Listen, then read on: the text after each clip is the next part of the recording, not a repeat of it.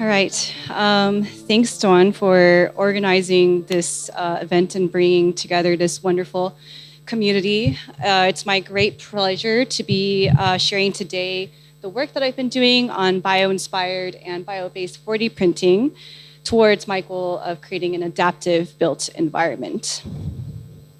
So currently I'm a assistant professor at Cornell University's Department of Design Tech. This is actually a recent transition as of 6 months ago. Prior to that, I had spent my past 8 years actually at the University of Stuttgart's Institute for Computational Design and Construction, where I was developing my PhD and then later leading the material programming research group. And throughout my work at Cornell, where I currently direct my new lab called the Multi-Meso Lab, and also throughout my past work in Germany, I want to emphasize that the research that I'm doing is very interdisciplinary. I've collaborated closely with partners from material science to physics to biology and also industry. And this is important because my work at its core is about learning from nature.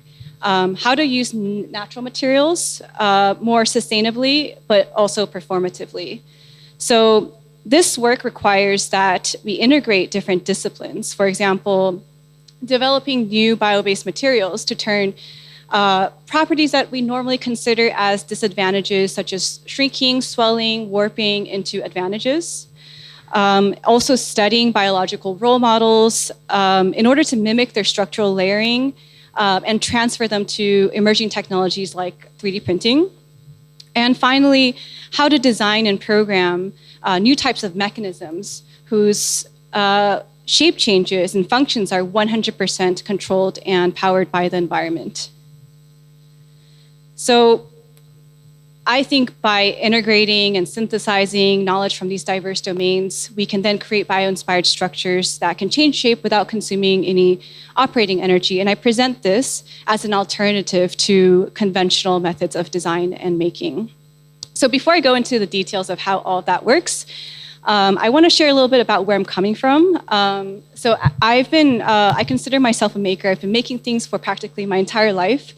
I actually built my first 3D printer about 15 years ago, the original MakerBot Cupcake CNC. And besides 3D printing, I've also built a wide variety of projects ranging in size, from origami robots to large-scale art installations, and also buildings when I was working as an architect. And having made so much stuff throughout my life, I became increasingly confronted with the environmental responsibility that comes with the act of making.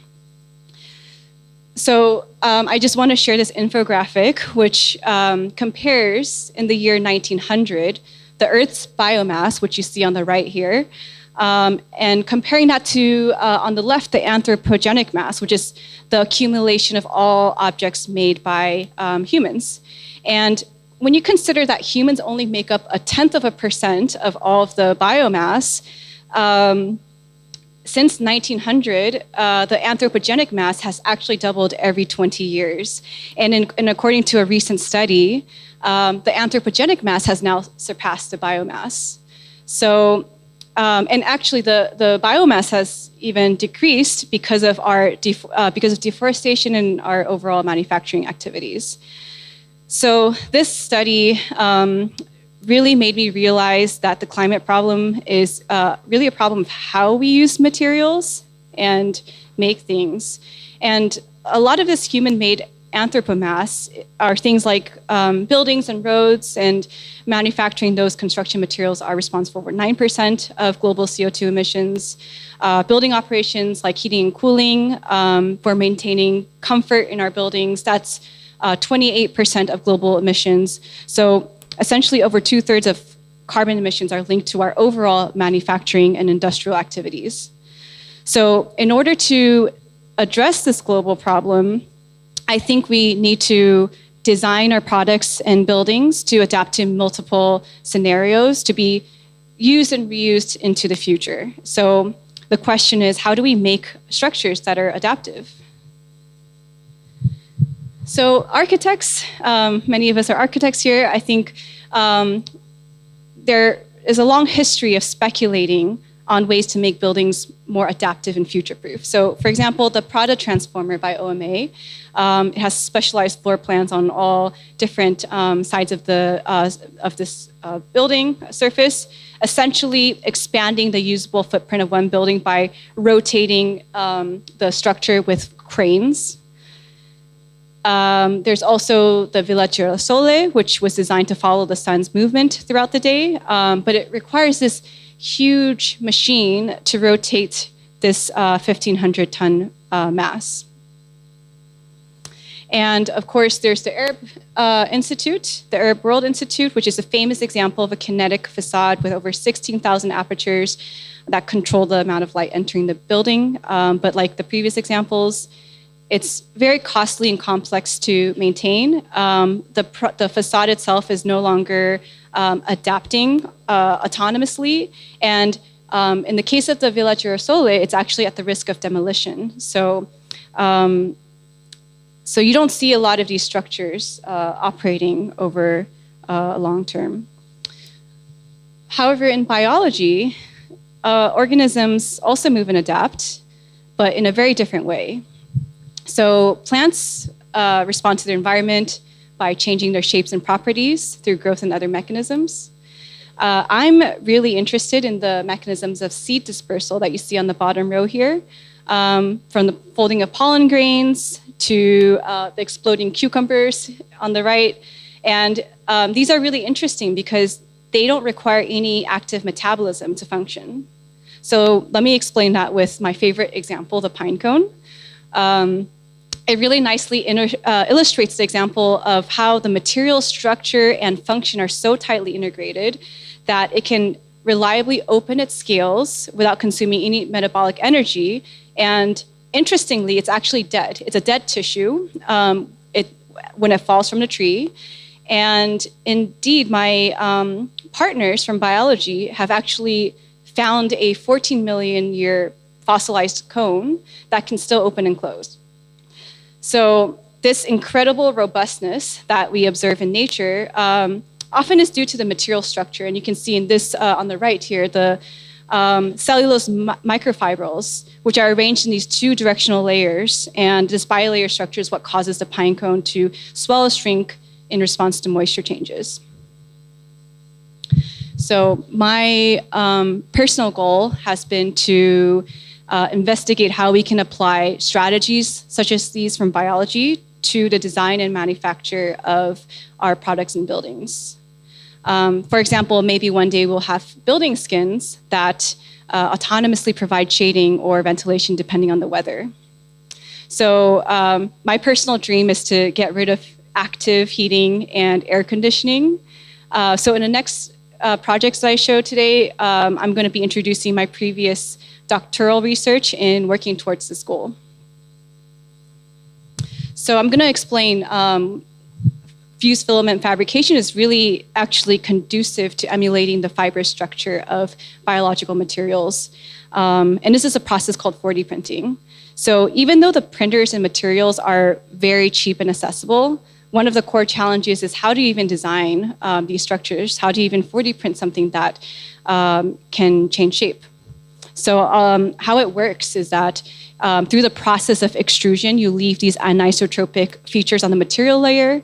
And when you print that with a hygroscopic material like wood, it swells or shrinks directionally. When you print a less swellable layer on top of this existing layer, similar to the pine cone structure that we saw earlier, the resulting bilayer bends in one direction when swelling and the other direction when shrinking. So by programming the extrusion path with a 3D printer with different parameters, such as spacing, layer height between the paths, you can control bending in different directions, you can control the amount of bending, and you can also control the speed of bending. And by combining and stacking together these different bilayer building blocks, as I call them, you can expand the geometric possibilities. So this extrusion process is kind of like an analog material code that tells the material what shape it should transform into. Through a lot of experimentation, I developed a computational fabrication workflow for configuring these assemblies of bilayers within the established CAD platform of Rhino and Grasshopper. And this allows us to preview the shape change of the combined bilayers and finally generate the low-level machine code that can create an intricate mesostructure, as you see on the left here. So no STL involved, directly machine code. And this allows designers to focus in on the high-level design without needing to worry about how to organize each of the individual tool paths or needing to learn how to write the machine code. And that allows us to automate the production from a digital design to physical objects. And we can create many types of material transformations that you can see here, such as bending, expanding, folding, stretching, and even double curvature. Okay, so the next challenge deals with how do we transfer and upscale these methods I just showed that are on the desktop 3D printer scale, the hobbyist 3D printer scale, to a industrial robotic platform. And in terms of the materials, we're using construction materials here. Wood is a really well-known and easily scalable material, which can also be used for self-forming bilayers with high actuation forces, albeit it has a very low resolution of programmability. On the other hand, 3D printing enables a high resolution of detail and customizing material properties. So in order to combine both of these materials into a hybrid system, we developed a large-scale additive manufacturing platform with multiple integrated end effectors, which includes a vacuum gripper here for the pick and placement of the wood bilayer actuators, and also a large format extruder for the 3D printing of metamaterial structures. And that allows us to produce this hybrid structure in which the wood and the 3D printed pattern are working together to cell shape up to the meter scale. So in transitioning from the desktop scale to the large scale robotic extrusion, it's necessary to make some adjustments to things like the extrusion toolpath, which had to be continuous and non-crossing due to the larger nozzle and the pressure built up inside of the barrel. The 3D printing parameters also had to be recalibrated, although the general relationships between depth, thickness, ratio, geometry remain the same. So using the geometry, we can actually modulate and physically program areas with graded stretching, areas of high anisotropic stiffness, and also program bending in different directions. And so this biocomposite structure, just by acclimating to the moisture content in the environment, can transform from that flat state to a doubly curved geometry without any mechanical force, without any subtractive manufacturing, without any operating energy. And so based on this large-scale additive manufacturing platform that we developed, my master thesis students also explored the unique properties of auxitic metamaterials, which when bent, form surfaces with variations in double curvature. So they exploited this property in self-forming bending active shell structures in which the wood is distributed and embedded within a surface with this honeycomb and inverse honeycomb pattern. And and depending on the pattern, this results in positive and negative Gaussian curvatures. And in other words, that's like a dome-like curvature or a saddle-like curvature. So by modulating these patterns across a functionally graded surface, we were able to fabricate this 3-meter-long structure with varying Gaussian curvatures across the surface. And it took 13 hours to print, even with all the hiccups, as this was our first time printing something this large, which is really fast considering the size and curvature of this structure. So I want to give a quick shout out to Laura, Karen, Etta, who were the thesis students who worked on this project. So in the next project, I want to share how we can translate the working principles from biology to design and engineering applications. And this is a project that was done in collaboration with the plant biomechanics group, but also the university hospital at Freiburg University. And I use orthotic devices as a motivating example because there's a need for both customization and adaptation in specific patient pathologies. Proper fit is extremely important, and 3D printing has indeed become a very popular technique for customizing personalized splints for a variety of shapes and sizes. However, it doesn't address the muscular atrophy that typically results from immobilization. So this is when your limb basically gets thinner if you're wearing a cast. And the reason why, if you've ever broken your bone, you had to go back to the doctor every few months to get your cast refitted. So together with my biologist partners, we found this very interesting plant, the air potato plant, which has a very clever strategy of climbing smooth supports without slipping off. And it generates high squeezing forces onto the host structure through these stipules, which are located at the base of its leaves. And when they grow, they expand, thereby tensioning the system. So we studied and abstracted this tensioning mechanism to 4D printing. The squeezing behavior basically happens in two phases. First, the stem helix loosely winds about an existing structure, and then it pushes outwards with the stipules in order to stiffen the stem helix. And then we abstracted this and transferred them into a twisting bilayer strip called the helix mechanism, and the second part is this bilayer flap that we call the pocket mechanism, and that creates a pocket of space between itself and the helix on top of which it sits. So here's an overview of the biomimetic process, where we took that tensioning strategy from the air potato plant and transferred it to 4D printing through the design of the helix and pocket mechanisms.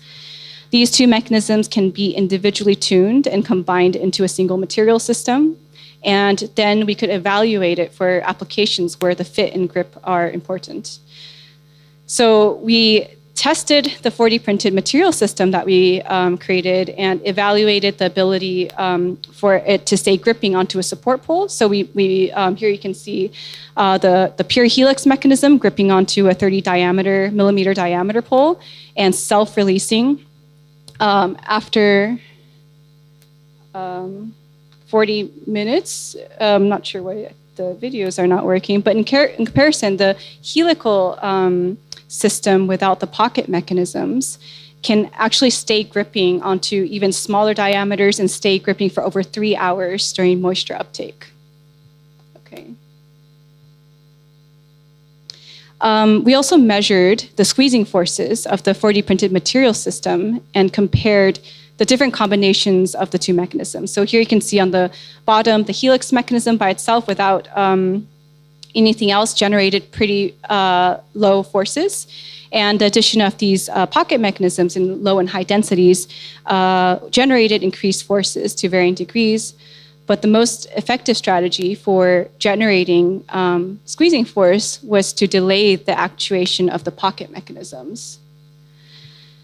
Now, the doctors who would actually use this self-tightening mechanism are likely not experts in digital modeling. So we created this design workflow in which physicians could physically prototype designs directly onto the patient's body, 3D scan and digitally analyze the curvatures, and then generate the fabrication data for 4D printing.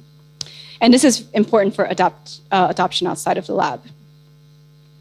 So this is the design of the splint with the Bioinspired mechanism, which self-tightens around the wrist and forearm at varying curvatures. But what's the most interesting takeaway for me is that we were able to generate similar ranges of forces as the air potato plant while mimicking the stipules in low quantities, which is how they are found in nature.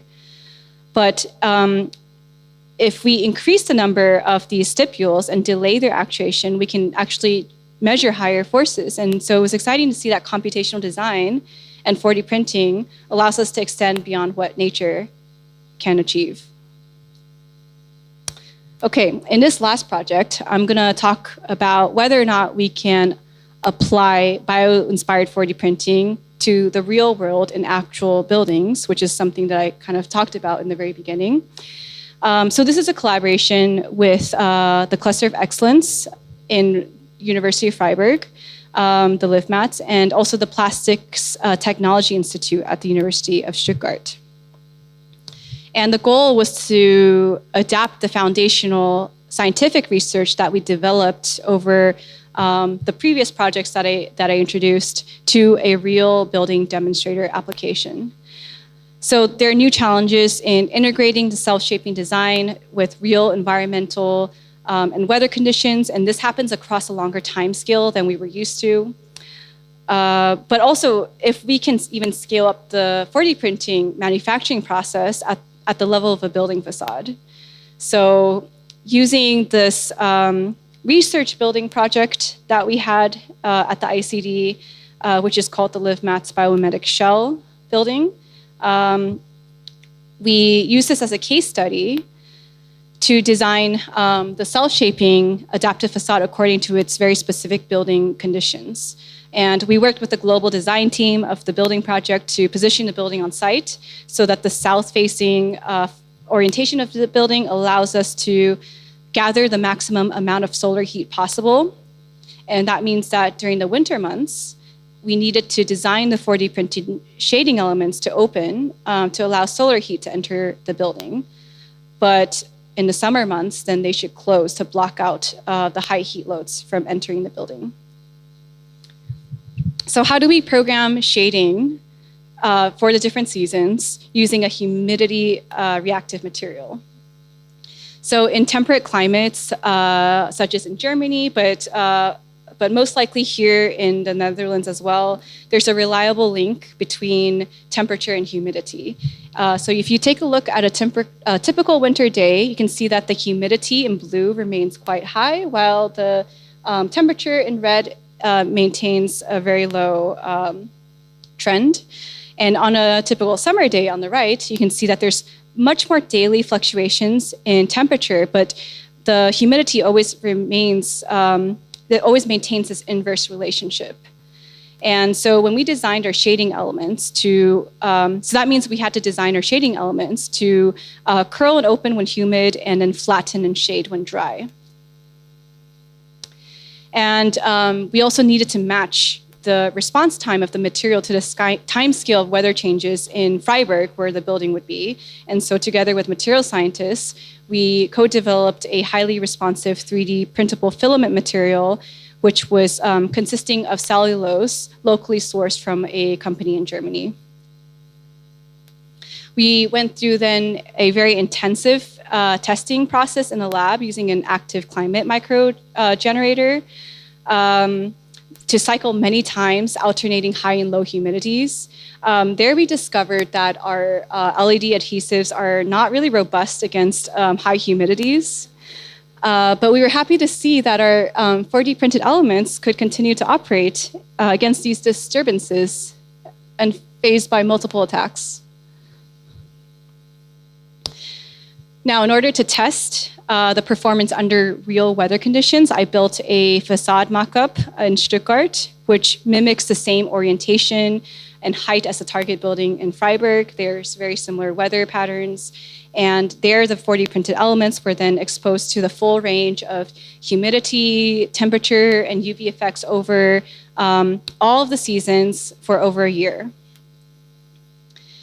And then with the assurance from our extensive testing, we then rented a total of 4 3D printers to fabricate almost 450 bespoke shading elements. So each of them were unique. And because of this very material efficient structure, each of these only took on average 20 minutes to produce. And the whole process of 4D printing the facade took 17 days and less than 6 kilograms of material. So all of these 4D printed elements were then pre-assembled at our lab in Stuttgart onto thin aluminum strips through this integrated press-fit 3D printed connection. And each of the windows then went through a short testing phase just to make sure there's no defects before we actually put it into the building. So in the end, we had these pre-assembled windows, very extremely lightweight that we could then pack it into one minivan.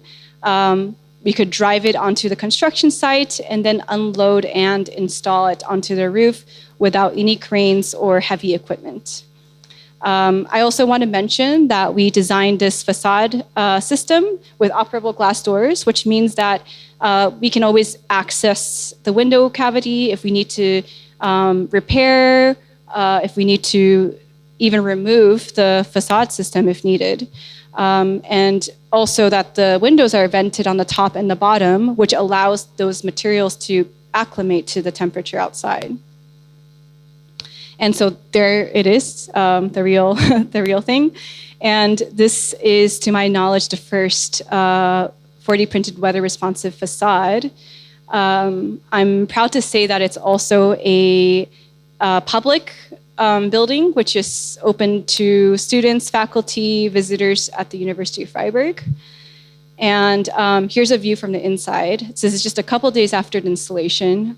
I was very happy to see that the facade was working immediately. And you can see on the morning where it's relatively cool, they're open. And then as the afternoon heats up, they're closed. And I also want to share an anecdote, which is that there are sensors on the top and the bottom of each of these windows where I'm still monitoring the results.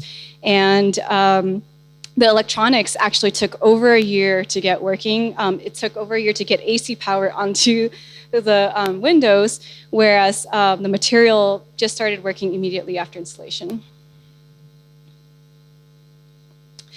And so this is just a kind of video of that same day, a time lapse that I took.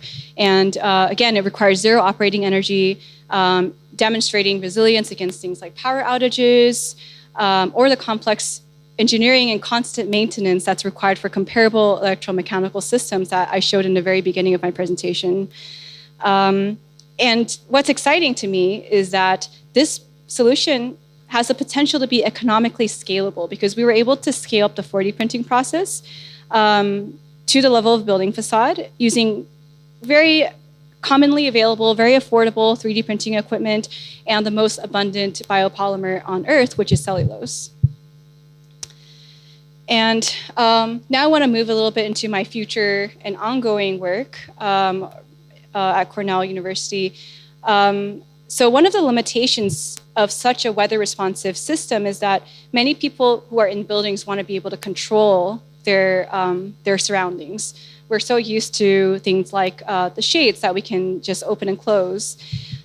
So overriding this passive functionality is definitely a challenge. And currently I'm looking into modeling the dynamics of self-shaping materials and their interactions with human behavior, with the weather cycle and occupant comfort over multiple time scales. And still, I have this dream of completely getting rid of aluminum in my facade or the steel in the structure of buildings. So I'm currently also looking beyond facades using a monomaterial system enabled by advanced robotic manufacturing methods and multi-scale additive fabrication. So imagine that we have this industrial robot here with nano to microscale fabrication all integrated in one workflow. Now, aside from the building scale, I'm also really interested in body scale applications. We saw a lot of work from the apparel industry, the footwear industry, and I think adaptation for the body requires a much faster response time than in buildings. And so using the human body as a stimulus, for example, human sweat, poses some really interesting questions about adaptability. And working on the scale of wearables will force us to improve these axes of performance. The scale and application is also much closer to transfer to the market. So I think that having some projects with a direct industry partner is really important for keeping the needs of the real world and the transfer to actual products in focus. And I've talked a lot about material programming, but for a truly adaptive and future-proof environment, we need to talk about material reprogramming. So what if we could unlock functionality at vastly different timescales to respond to different stimuli conditions. And so imagine we have a building facade that grows like a climbing ivy, passively regulates comfort in the building, learns and adapts to climate change, and finally self-decays at the end of its life. So to this goal, I'm really interested in studying amplification mechanisms like curved crease origami structures and bistable geometries in order to create materials with advanced computation and logic. So I'm gonna restart this because I really like this video and I hope it shows this time. Okay. So there's still many lessons to learn from nature on how materials, natural materials can be performative yet sustainable.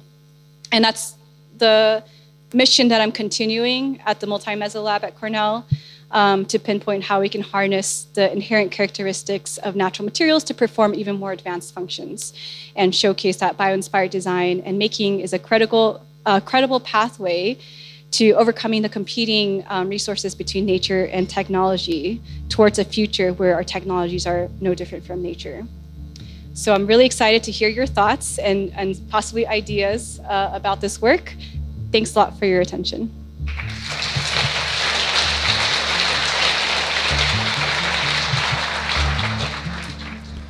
To learn more about the CDFAM Computational Design Symposium series, to see the archives of previous presentations, and to learn about future events, visit cdfam.com.